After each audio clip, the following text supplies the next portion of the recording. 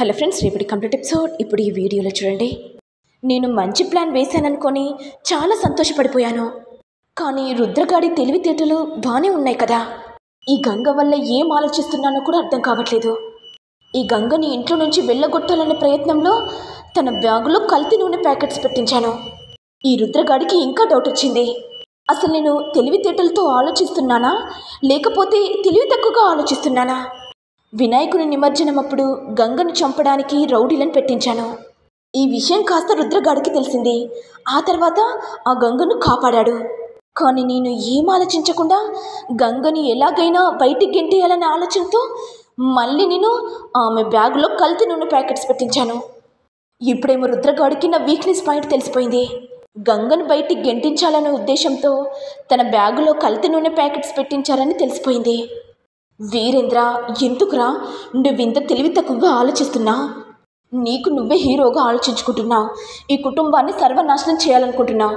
కానీ నీ ఆశలుగానే మారిపోతున్నాయి. నీ కళ ఎన్నటికీ నెరవేరదని ఇప్పుడే అర్థమవుతుంది అని వీరేంద్ర తనలో తాను అనుకుంటాడు. ఇటు ఏమో ఇక ఇషిక కోపంతో, బ్రో నీకు అన్ని విషయాలు చెప్తే కలిసి రావట్లేదు. అందుకే నా తెలివితేటలతో ఈ గంగను ఇంట్లో నుంచి బయటికి వెళ్ళగొడతాను. అప్పుడు గంగ వాళ్ళ నాన్న మా అత్తయ్య నెక్లెస్ని కొట్టేశాడు కదా. ఇక్కడ నాకు బలమైన కారణం దొరికింది. ఇప్పుడు నేను మా అత్తయ్య గారి దగ్గరికి వెళ్ళి హారం గురించి అడుగుతాను. ఇక మా అత్తయ్య ఏమో ఏం ఆలోచించకుండా హారం ఇవ్వాలని చూస్తుంది. పాపం ఆ హారం మా అత్తయ్యకు కనబడదు. ఇక నేనేమో మా అత్తయ్యకు లేనిపోని మాటలు చెప్పి వాళ్ళ నాన్నే తీశాడని చెప్తాను. మా అత్తయ్య ఊరుకుంటుందా? భద్రకాళి అవతారంతో గంగ వాళ్ళ నాన్నని ఇష్టం వచ్చేలా కోప్పడుతుంది. ఇక గంగ ఏం చేయలేని పరిస్థితుల్లో ఈ అవమానాన్ని తట్టుకోలేక ఇంట్లో నుంచి బయటకు వెళ్ళిపోతుంది. ఆ తర్వాత ఇంటి పెత్తనం మొత్తం నాకే సొంతమవుతుంది. ఇక రుద్రబావ విషయానికి వస్తే, మా పెద్దత్తయ్య ఉంది కదా, మా అత్తయ్య అన్న మాటలకు ఇక రుద్రబావ ప్రతిరోజు ఏడుస్తూ గదిలోనే పరిమితమైపోతాడు అనుకుంటూ ఇషిక సంతోషంతో ఇక ఇందుమతి దగ్గరికి వచ్చి, అత్తయ్య మీరు లాస్ట్ ఇయర్ బర్త్డేకి కొన్న నెక్లెస్ ఉంది కదా అత్తయ్య, ఇస్తారా? ఎందుకు ఇషిక అంటే, ఆంటీ మీరు లాస్ట్ ఇయర్ బర్త్డేకి నెక్లెస్ వేసుకున్నారు కదా, చాలా బాగుంది. ఎందుకో తెలీదు కానీ నాకు కూడా వేసుకోవాలి అనిపిస్తుంది. ఒకసారి ఇవ్వరా అంటే, రియల్లీ ఇషిక నా నెక్లెస్ అంత బాగుందా? ఓకే వెయిట్ చేయి, నా ఆల్మరాలో పెట్టాను, ఇస్తాను అనుకుంటూ ఇందుమతి ఇక చెక్ చేస్తుండగా ఇంతలో హారం కనిపించకపోవడంతో, వేర్ ఇస్ మై నెక్లెస్? ఆ డ్రింకన్ మ్యానే నా నెక్లెస్ని దొంగతనం చేశాడు. వేర్ ఈస్ డ్రింకన్ మ్యాన్ అనుకుంటూ ఇందుమతి కోపంతో ఇక కిందికి వచ్చి, హే డ్రింకన్ మ్యాన్, నువ్వు నా నెక్లెస్ని నువ్వే కొట్టేశావు కదా. ఇక పైడి రాజు భయంతో నాకు ఇలా జరుగుతుందని తెలుసు. అందుకే ఆ బంగారు నెక్లెస్ని మా గంగ బ్యాగ్లో దాచిపెట్టాను కదా. ఇక మా గంగ బ్యాగ్లో ఆ నెక్లెస్ దొరికితే అవమానంతో మా గంగ ఇంట్లో నుంచి బయటకు వచ్చేస్తుంది. ఆ తర్వాత మా గంగ సంపాదనతో ఇక నేను మంచిగా తాగొచ్చు. చాలా రోజులవుతుంది నాలుక గుంజబట్టి ఈ ఇంట్లోకి తిష్ట వేశాను కదా. బయటికి పోలేని పరిస్థితి, ఇంట్లో ఉండాల్సిన పరిస్థితి వచ్చింది. ఎట్టకేలకు ఈ నెక్లెస్ గురించి ఇప్పుడు తీశారు. ఇక బైడిరాజు టెన్షన్ పడుతూ, అయినా నెక్లెస్ను నేనెందుకు కొట్టిస్తాను? హౌస్లో ఆల్ ఆర్ మై ఫ్యామిలీ, నెక్లెస్ని యూ కొట్టేయక మై కొట్టేస్తామా? అసలు మీరేమనుకుంటున్నారండి? అంటే నిన్ను కంటికి ఎలా కనబడుతున్నాను? నేను దొంగలా కనబడుతున్నానా?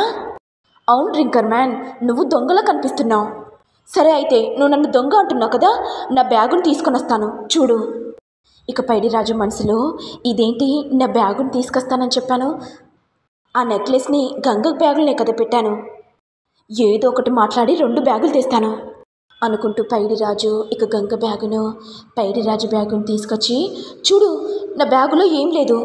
ఇక పైడిరాజు వెంటనే గంగ బ్యాగును ఓపెన్ చేస్తుండగా ఇంతలో ఇషిక వచ్చి, నాకు తెలుసు మీరు గంగ బ్యాగుల్నే ఆ నెక్లెస్ పెట్టారని. నా చేతులతో నేనే స్వయంగా మా అత్తయ్యకు హారాన్ని చూపెడతాను. ఇంకేముంది, గంగ దొంగతనం చేసిందని ఇంట్లో వాళ్ళందరికీ తెలిసి పాపం ఇంట్లో నుంచి బయటికి గెంటేస్తారు అనుకుంటూ ఇషిక సంతోషంతో ఇక గంగ బ్యాగ్ని చెక్ చేస్తుండగా నెక్లెస్ కనపడడంతో ఇంట్లో వాళ్ళందరూ చూసి ఒక్కసారిగా షాక్ అవుతారు. ఇక ఇందుమతి కోపంతో సి సిస్టర్ సి అంటే దీని అసలు రంగు ఇప్పుడు అర్థమైంది. ఇన్ని రోజులు మనందరినీ మోసం చేస్తూ ఈ ఇంట్లో తిష్టి వేయాలని చూసింది సిస్టర్. ఏంటి నా నక్లెస్ని కొట్టేయాలని ఇలా అనిపించిందే? అయినా మీ బుద్ధులు ఎక్కడికి పోతాయిలే, లేబర్ వాళ్ళు కదా, లేబర్ లాగానే చేస్తారు. ఇక గంగ కోపంతో అమ్మగారు అసొంటి మాటలు మాట్లాడకండి, నేను ఎలాంటి దొంగతనం చేయలేదు, మా అమ్మ మీద ఒట్టేసి చెప్తున్నాను, నా మాట వినండి. ఇక ఇందుమతి కోపంతో ఏంటి గంగా, ఇన్ని రోజులు నువ్వు మంచిదాని అనుకున్నాను, కానీ నీ అసలు రంగు ఇప్పుడు బయటపడ్డది.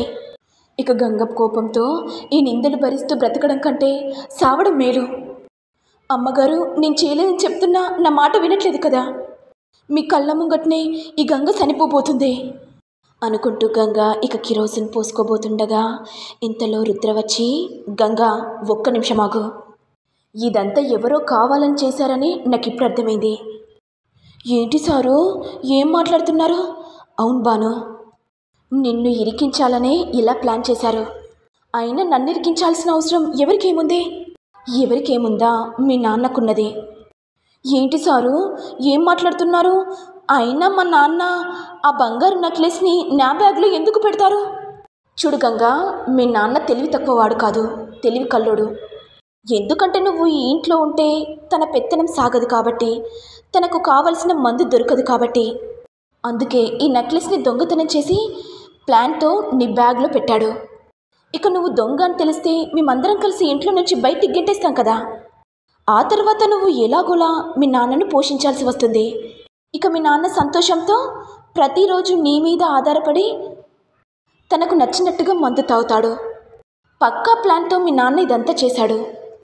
ఇది విని గంగ బాధపడుతూ, నాన్న సొంత కూతురుపై ఇంత అబాండం వేయాలని ఎలా అనిపించింది నాన్న? నీకే అన్యాయం చేశాను నాన్న, ఎంత కుట్ర చేస్తున్నా? నీకేదైనా కావాలంటే నాకు చెప్పమని చెప్పాను కదా నాన్న. నాన్న తలదించుకునే పరిస్థితి ఎందుకు తెచ్చుకుంటున్నారు? మీ పరువు పోతే నా పరువు పోయినట్టే కదా, నా పరువు పోతే మీ పరువు కూడా పోయినట్టే కదా. కానీ నా మనసు ఎంత బాధపడుతుందో ఆలోచించకుండా మీరు ఇంత పనికి చేస్తారా? ఇక విజయేంద్ర కోపంతో, బాను నీకో విషయం చెప్పనా, నీ సొంత తండ్రి అయితేనే కదా నిన్ను బాగా చూసుకునేది. ఏంటి పెద్దోరు ఏం మాట్లాడుతున్నారు? అయ్యో బాను, ఆ పైడి రాజు నీ సొంత తండ్రి కాదు, నువ్వు చెత్త కుప్పలో దొరికావు.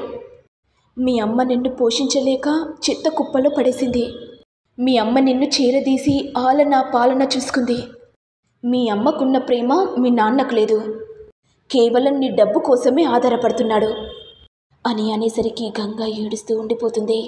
మరి నెక్స్ట్ ఎపిసోడ్లో ఏం జరుగుతుందో చూడాలి. మరి మీకు వీడియో కనుక నచ్చినట్లయితే లైక్ చేయండి, షేర్ చేయండి, సబ్స్క్రైబ్ చేయండి. Thank you all.